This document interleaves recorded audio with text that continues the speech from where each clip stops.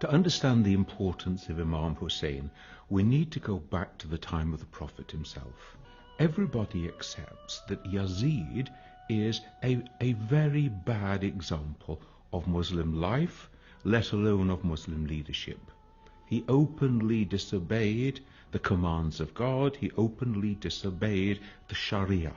So it's a crisis of leadership and a crisis of deciding how are you going to respond when injustice and tyranny is facing you.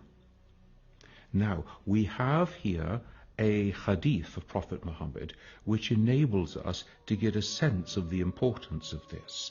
He says on one occasion, the greatest jihad is to speak the word of truth into the face of a tyrant. This is the highest challenge to any human being, to actually face down a tyrant and not give in.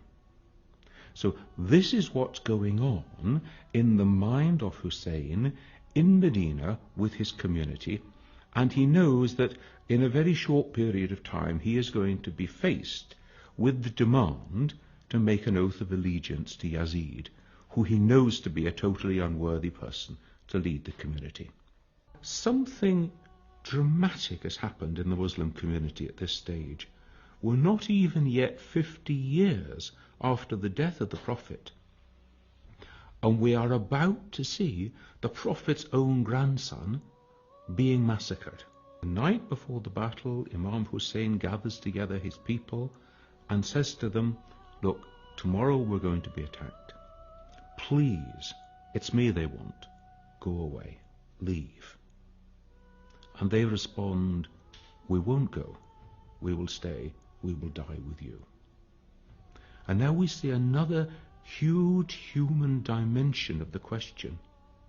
What do you do if you are the supporter of an upright, honest, just person who is facing injustice? Do you stand with him, even at the cost of your own life? Or do you run to save yourself? Now remember, none of these people knew what was going to happen. So we're not only talking about them being willing to sacrifice their own life, but also the lives of their women and the children. Is there anything in life worth dying for? Is there anything so important that you are prepared to take a stand on it and not give in, even at the cost of your own life? Al-Hur is lined up with the Umayyad army, and he knows that he is soon going to be given the order to attack. And he breaks ranks. And he rides down to Imam Hussain, he throws himself from his horse, and he asks for his forgiveness. I am the one. I have brought you to this place. I have corralled you in the field of your own death. Hussain raises him up, forgives him, and restores him to human dignity. Imagine the spiritual strength of one who will raise up the person who has brought him to the point of oppression. They are short of water, and somebody goes to try and get water, and so we have a heroic story. The half-brother Abbas goes to try to get water and bring it back to give it to the women and the children of the community, and he is cut to pieces in the process. Hussain actually takes out his own infant son, a baby in arms, and pleads with the Umayyads. I know that you've got it against me, but why should you have it against the baby? Give the baby water. Have mercy on the child. If you won't trust me with the water, I'll leave the child on the rock and you can give it water. And the response is to kill the child in the arms of his father. Imam Hussain does not belong to one group. He has been acknowledged and revered by figures of all demographics and denominations throughout time. If we are to understand the meaning of Karbala. We need to take it out of an Iraqi context, out of a Shia context, out of a Muslim context, and to see it as a piece profoundly of human drama. As a community, we have a history. We didn't just start with our own generation, and we can look back into how other human beings lived the human project. We can take examples from them. We can also take warnings from them. These are the circumstances that led these people to do these terrible things. This is the person who in this situation responded in this wonderful and noble way. Remembering, keeping alive, commemorating those events gives us something upon which we can reflect in our own human lives today. I, as a Christian, would also want to take my own lessons in remembering the events of Karbala, to remember the day. We have a phrase, to keep the day as holy. Holy not in the sense that this is a wonderful thing, but holy in the sense that this is a profound moment of human history. And then to remember the events, to keep them alive. The word remember doesn't just mean, oh, I recall the facts. It means, in a sense, remembering them, reliving them. They live on in my life and memory. And so I am reflecting then, what do those events mean for me today, and how do they speak to my human condition? I think the second thing is that Imam Hussain is called the Prince of Martyrs.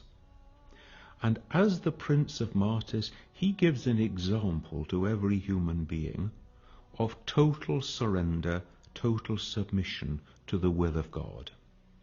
Because the martyr is one who makes the total surrender of their life to God. Even my very existence is in your hands. If it be your will, I will accept death at the hand of the enemy.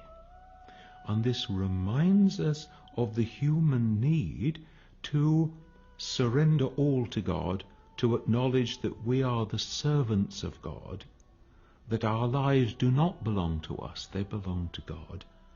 And if it should please God that I should die at this time in this way, who am I to complain? Who am I to say to God, I know better? So martyrdom is a profound example of human submission, of human acceptance of the divine will in all things. Now, we may not be called to martyrdom today, but we are called to submit to the will of God today in every way. So remembering the events of Karbala are a way of remembering the human vocation to be the servant of God. What I find so attractive about the life of Imam Hussain is the many dimensions of his life, even just in these few days leading up to Karbala itself. We see some remarkably virtuous aspects of the life of Hussain. He is generous and kind with the enemy. He gives them water. He gives their horses water. He gives them, as it were, human dignity and respect. The way that we treat our enemy. Are these fellow human beings like me? They have mothers and fathers, they have wives and husbands, they have children and families just like me. The ultimate human responsibility to take another human life. Another great thing that I take from the story of Hussain is his courage. It's easy to talk, but when you're actually waking up to face the field of battle, facing certain death, facing an uncertain future for the ones that you love, for your wives and the children of those who stand with you, It takes courage to stand your ground. And human courage is a very important part of the dignity of being human, in small things and in great. Was the enemy, and the battle was going backwards and forwards. The two of them were fighting together, and eventually Ali overpowers him, has him on the floor, and is just about to kill him. And his enemy from the floor spits into his face. And Ali puts away his sword and walks away. And his own supporters, they say, "What are you doing? You had him. He was on the floor. He was in your hands. One stroke and you would have killed him."